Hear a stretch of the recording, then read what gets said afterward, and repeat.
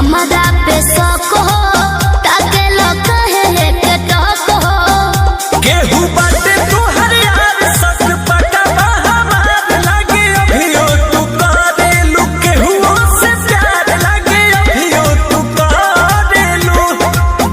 सच कैसे बताई सीने चिर के देखाई नहीं बात पोतिया लगे करकरिया हो खाई जोनी लड़की बुझो हमके चालो।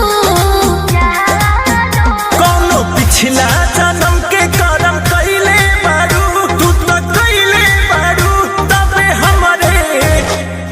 हमरे नियन मरद पइले बारू तबे हमरे नियन मरद पइले बारू।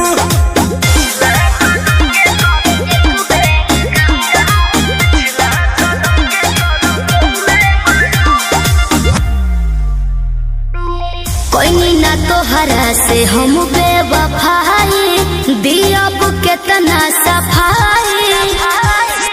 कोई ना तोहरा से हम बेवफाई दियब केतना सफाई। जदी बोला तारू सच काहे लागता ते आज रानी सोचनी हम पूछिए के कइली ही जांच रानी सोचनी हम पूछिए के। एक बतिया ना धुना अपना मनवा में बुना केहू तोहरा दीवाना बस हमरो त सुना राजा अंकुश हवन घर बिगाड़ो। कौनो पिछला जन्म